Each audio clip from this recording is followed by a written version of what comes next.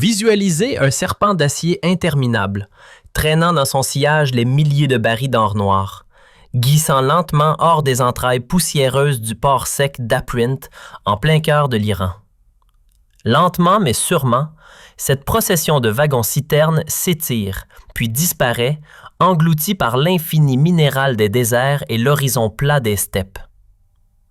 Il lui faut 12 jours, pas 1 heure de plus, pour visualiser un serpent d'acier interminable, traînant dans son sillage les milliers de barils d'or noir, glissant lentement hors des entrailles poussiéreuses du port sec d'Aprint en plein cœur de l'Iran. Lentement mais sûrement, cette procession de wagons-citernes s'étire, puis disparaît, engloutie par l'infini minéral des déserts et l'horizon plat des steppes. Il lui faut 12 jours, pas 1 heure de plus, pour avaler les kilomètres et venir frôler les confins du Xinjiang chinois. Pendant cette odyssée terrestre, silence radio du côté militaire. Pas un croiseur en escorte, pas une frégate américaine à l'horizon, pas même une mer à traverser. Ce flux de pétrole contourne magistralement les traditionnels étranglements maritimes, Malacca, Hormuz, et échappe aux griffes des ports rendus fragiles par les foudres des sanctions occidentales. Autrement dit, la coopération énergétique entre la Chine et le Moyen-Orient n'est plus prisonnière des routes maritimes contrôlées par l'Occident. C'est précisément pour cette raison que les États-Unis affichent une nervosité extrême face à cette ligne ferroviaire. Grâce à ce corridor, le pétrole iranien, pourtant lourdement sanctionné, atteint désormais la Chine par une voie plus sûre, plus stable et, surtout, beaucoup plus difficile à interrompre. Plus cette route sera utilisée, plus elle érodera la mainmise occidentale sur les artères mondiales de l'énergie. Dans ce dossier, nous allons décortiquer ce que l'ouverture de cette ligne change concrètement pour la Chine et le Moyen-Orient. Mais dans le contexte international actuel, une question centrale demeure. Malgré tout, existe-t-il encore des risques capables de perturber, voire de bloquer, le fonctionnement de cette voie ferrée? Depuis plusieurs décennies, le commerce mondial du pétrole s'apparente à une partie d'échec d'une complexité extrême. Mais sur cet échiquier, les États-Unis détiennent la majorité des pièces maîtresses. Tout pays souhaitant transporter de l'or noir à grande échelle se heurte tôt ou tard au même passage obligé. Des détroits et des canaux que la marine américaine contrôle, patrouille ou surveille en permanence. Le détroit d'Ormuz face à l'Iran, le canal de Suez en Égypte ou encore le détroit de Malacca en Asie du Sud-Est. Tous vivent dans l'ombre portée des bases, des flottes et des avions américains. Mais cette domination ne se limite pas aux militaires, elle est aussi financière. La quasi-totalité des transactions pétrolières mondiales est libellée et réglée en dollars. C'est le système du pétrodollar. Ce dispositif offre à Washington un levier financier colossal. Même sans participer directement à une transaction, les États-Unis peuvent l'étouffer à distance en coupant l'accès aux paiements en dollars et au système bancaire associé.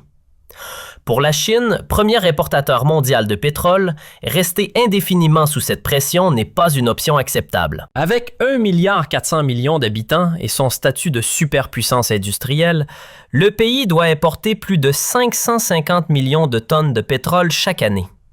Et, parmi toutes ces sources, le Moyen-Orient reste de loin la plus vitale, fournissant 44,26% des importations chinoises de brut. Le problème structurel est évident. Ce pétrole du Moyen-Orient arrive en Chine principalement par voie maritime, traversant ces fameux détroits que les États-Unis peuvent influencer, voire bloquer. Cette dépendance crée une vulnérabilité critique pour la sécurité énergétique de Pékin. Pour briser ce verrou, la Chine a investi des années d'efforts diplomatiques, financiers et techniques dans une autre direction, les corridors terrestres. Car dès qu'une solution terrestre viable existe, elle devient l'unique moyen de contourner physiquement le contrôle maritime occidental. C'est dans ce contexte stratégique qu'est né le projet ferroviaire Chine-Iran. Jusqu'en 2013, ce n'était qu'une idée parmi d'autres.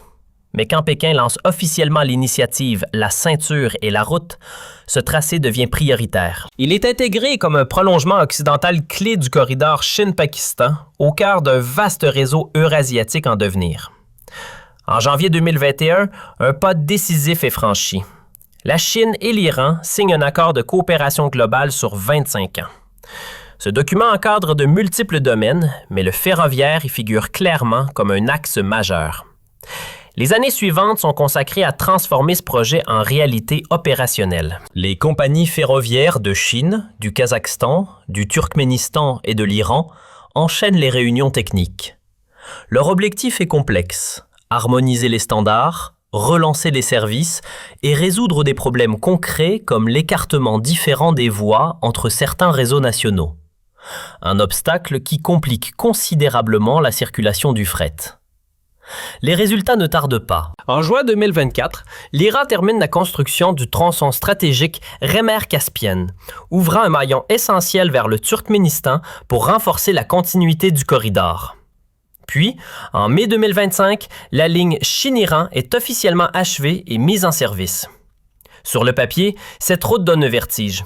Elle s'étire sur plus de 10 000 km. Elle traverse le Kazakhstan puis le Turkménistan, parcourt tout le cœur de l'Asie centrale avant de plonger vers le sud-ouest pour atteindre Téhéran. L'ouverture de ce corridor marque une nouvelle ère pour la logistique terrestre entre les deux puissances.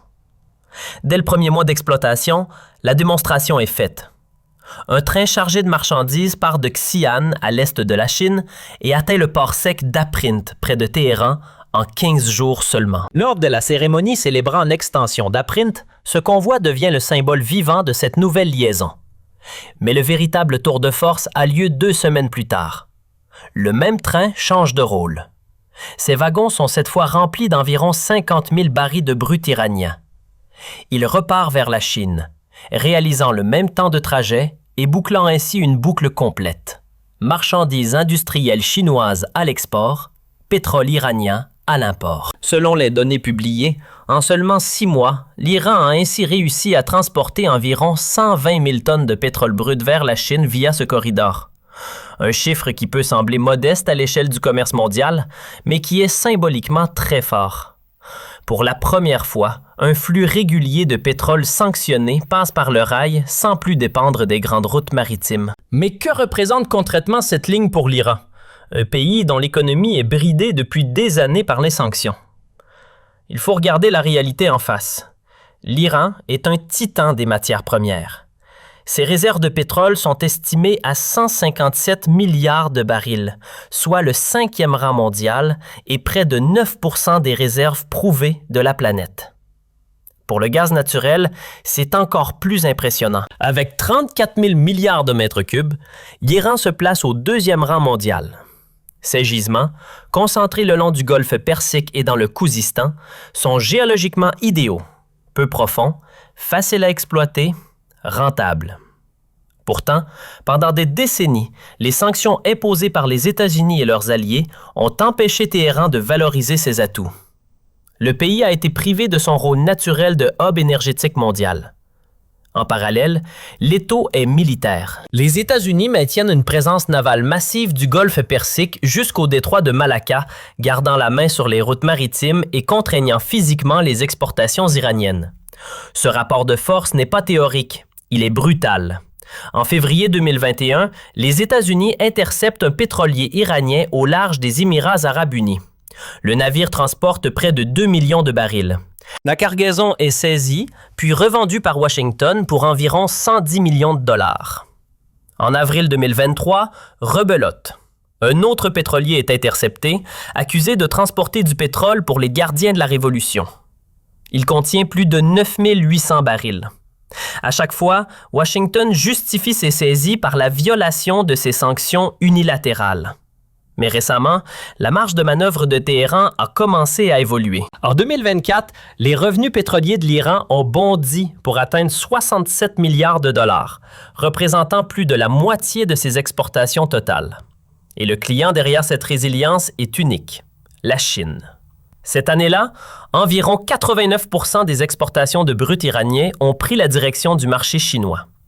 Avec l'ouverture complète de la ligne ferroviaire Chine-Iran, Téhéran dispose désormais d'un canal inédit. À l'avenir, ces livraisons vers la Chine et potentiellement vers d'autres clients asiatiques pourront emprunter cette voie terrestre. En échappant aux détroits et aux mers patrouillées par la marine américaine, ce corridor immunise les cargaisons contre le risque de saisie. C'est une diversification vitale pour la survie économique du régime. Pour Pékin aussi, ce chemin de fer est tout aussi stratégique. Le détroit de Malacca, pivot entre l'océan Indien et le Pacifique, reste un point de passage sous forte influence américaine. Or, environ 80% du pétrole importé par la Chine doit franchir ce goulet d'étranglement, alors même que la dépendance du pays au brut étranger dépasse les 70%. En cas de crise majeure, d'embargo ou de conflit régional, la sécurité énergétique de la Chine serait gravement menacée. Avec la mise en service de cette ligne, l'équation logistique change radicalement. Les importations de pétrole iranien s'affranchissent désormais des aléas de l'océan Indien, du golfe Persique et du détroit de Malacca. La route ferroviaire est plus courte, plus directe et surtout plus prévisible. Là où un pétrolier mettait souvent entre 30 et 40 jours pour atteindre la Chine, le train pulvérise ce délai en seulement 15 jours. Plus important encore, le rail ignore les tempêtes, ne se détourne pas et ne craint pas la piraterie. En période de tension géopolitique, cette régularité du flux a une valeur inestimable, bien supérieure au simple coût du transport. Cette réalité physique concrétise l'accord signé en mars 2021 entre la Chine et l'Iran, un pacte de coopération globale sur 25 ans estimé à 400 milliards de dollars. Ce n'est pas un simple contrat commercial. C'est un partenariat stratégique total couvrant l'énergie, les infrastructures, les télécommunications et le militaire. Le deal est limpide. L'Iran s'engage à fournir du pétrole à prix préférentiel et en échange, la Chine investit massivement pour moderniser le pays. Aujourd'hui, les barils circulent et les trains roulent. L'accord est sorti du papier. Actuellement, la capacité du corridor permet d'acheminer environ 600 000 tonnes de pétrole par mois. Pékin vise déjà le million de tonnes mensuelles. Si cet objectif est atteint, la Chine aura sécurisé un approvisionnement massif et stable, totalement déconnecté des routes maritimes exposées. Et ce n'est qu'un début. L'architecture du réseau prévoit de s'étendre. Si la connexion avec la Turquie est une suite logique vers l'Europe, le véritable pivot stratégique se trouve ailleurs, au Pakistan. Historiquement, relier directement la Chine au Pakistan par le rail était un cauchemar d'ingénierie à cause du relief himalayen. Mais l'astuce consiste à contourner l'obstacle, passer par l'Asie centrale jusqu'en Iran, puis redescendre vers le sud pour rejoindre le Pakistan. On crée ainsi un formidable itinéraire de contournement. Cette vision s'accélère. Le 28 octobre 2025, l'Afghanistan, l'Ouzbékistan et le Pakistan ont finalement signé un accord pour rejoindre cette initiative ferroviaire portée par Pékin. L'objectif est une mise en service opérationnelle d'ici 2028. C'est la naissance d'un réseau de transport terrestre unifié reliant l'Asie centrale, le Moyen-Orient et l'Asie du Sud. À terme, ce dispositif fusionnera les ressources de la Chine, de l'Iran, du Pakistan et de l'Afghanistan dans un mécanisme de coopération unique. Le message envoyé au monde est sans appel.